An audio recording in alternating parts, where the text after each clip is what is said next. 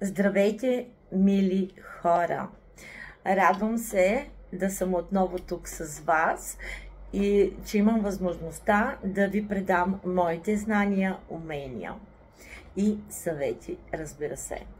Тази вечер ще направим един ритуал за сбъдване на желания или, както аз обичам да казвам, една бърза манифестация за сбъдване на желания. Взимаме две празни листчета. Сега и бъдеще. Взимаме две празни чаши. Хубаво е чаши да са стъклени и еднакви, разбира се. И едно химикалче. И започваме да пишем. Много внимавайте какво си пожелавате, защото може и да се сбъдне, а задължително ще се сбъдне, понеже Вселената чува нашите молитви и рано или късно всичко се сбъдва. Въпросът е, вие готови ли сте да сбъднете вашите желания? Готови ли сте да ги приемете? Защото много често, когато дойде един такъв момент да се сбъднат нашите желания, ние не сме готови да ги приемем, да ги посрещнем.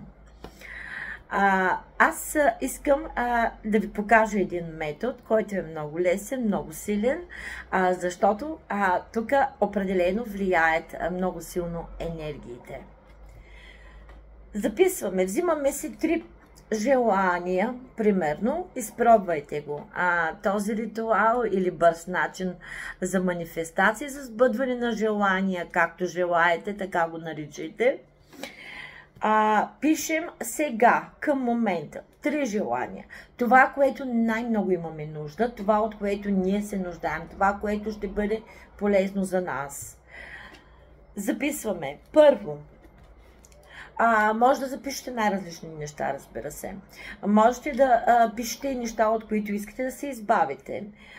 Можете да запишете, примерно, сега сте болни, в бъдеще сте здрави. Може да запишете, сега съм сама, в бъдеще имам прекрасна връзка с подходящия за мен човек, примерно, нали? Имам прекрасни взаимоотношения. Примерно сега взимате 1000 лева заплата или евро, според зависи от това къде живеете, а в бъдеще взимате 3000 лева или 3000 евро. Сега нямам кола, в бъдеще пишете, нали, сега, примерно сега съм без кола, да речем, не нямам. Важното е да не пишете не, нямам, не искам. Пишете го сега, все едно се случва. Примерно, искате да си в бъдеще да си купите кола и пишете сегашно време. Сега, нали, то си го пише, съм без кола. В бъдеще съм с кола. Сега сте болни. Пишете съм болна. В бъдеще съм здрава. И така, нека да напишем няколко примерни варианта. На първо място, примерно заплата, да речем, нали? Вземам, нали, сега, то си го пише, вземам 1000 лева заплата. На второ място, съм болна. На трето място, съм сама.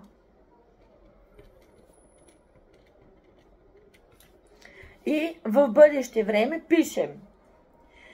Сега на първо пак пишем числото 1, за да се знае за кое желание става въпрос в бъдеще. Вземам 1000 лева заплата, в бъдеще вземам 4000 лева. Или евро, нали? Или евро. Заплата. На второто съм болна, пишем съм здрава.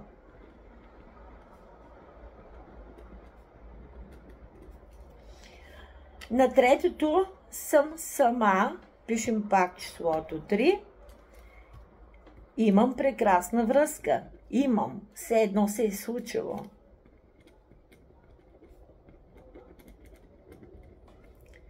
Имам прекрасна връзка. Или взаимоотношения. Взаимоотношения. Връзка. Така. Ето вижте сега. Сега взимам 1000 лева или евро заплата. Съм болна, съм сама. И в бъдеще вземам 4000 евро лева заплата, съм здрава, имам прекрасна връзка. И какво правиме? Поставяме тези чаши с празните чаши върху листчетите. И пълним чашата с вода, която е на сегашно време. И я поставяме върху листа със сегашно време. И четем на глас, защото е важна енергията, а важна е емоцията, нали, чувството, емоцията, това, което изпитва душата. Важен е гласа, интонацията и най-вече силната вяра, че Вселената чува всичко това, че това, което казвате, то се случва и вашите желания се сбъдват. Сега, когато четете, нали това, казваме така. Сега вземам 1000 лева заплата. Второ, съм болна. Трето, съм сама. И преливате чашата, празната, която е бъдещето, и казвате: бъдеще, вземам 4000 лева евро заплата. Съм здрава, имам прекрасна връзка. Повтаряте 3 пъти. Вземам 4000 лева евро заплата, съм здрава, имам прекрасна връзка. Вземам 4000 лева евро заплата, съм здрава, имам прекрасна връзка. Взимате чашата с вода и я пиете на екс. Гъл, докато я изпиете цялата. След това листчетата може да ги скъсате, да ги хвърлите, да ги изгорите. Кой каквото иска това да направи. Важно е този ритуал да го правим 7 дни подред, по възможност, разбира се, по едно и също време. И ще видите как постепенно след това всичко започва да се сбъдва едно по едно. Защото няма нищо по-силно от вярата. Когато произнасяме за бъдещето нашите слова, вземам 1000 лева или евро, според зависи в коя държава живеете, може в България, може и в чужбина, нали, заплата, взимам 4000 евро заплата, вие си представяте, вие виждате с подсъзнанието си как вие взимате 4000 евро и ги изричате думите си еуфория. Съм здрава.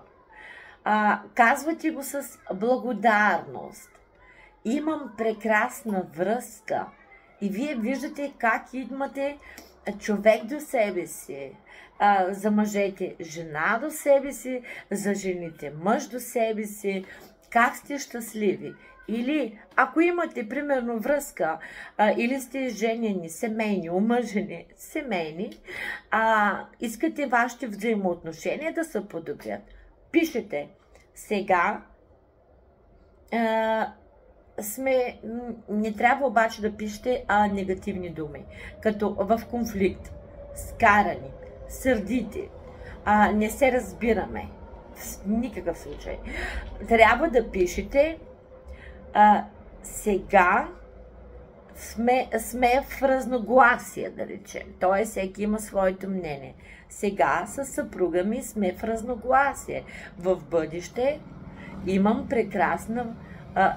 прекрасни взаимоотношения с съпруга ми, съпругата ми. Разбирате ли? Много е важна интонацията, с която изричате думите. Много е важно чувството, което изпитвате, когато изричате тези думи. Много е важно да манифестирате всичко това, което на вас в бъдеще ви се случват. И ще видите как ще се случат. Защото силата на мисълта, тя е толкова бърза. Силата на думите, тя е толкова силна. А силата на водата, заради която ние сме живи, аз се наричам живата вода. Живата енергия, тя ни дава живот. Тя има памет, тя ни чува, тя изпълнява желания, тя ни лекува, тя ни храни, тя ни подмладява, тя ни помага ние да живеем. Тази сила на водата подсилва всичко това в едно и избъдва нашите желания. Мили приятели, бъдете живи и здрави, дързайте и избъдвайте вашите желания.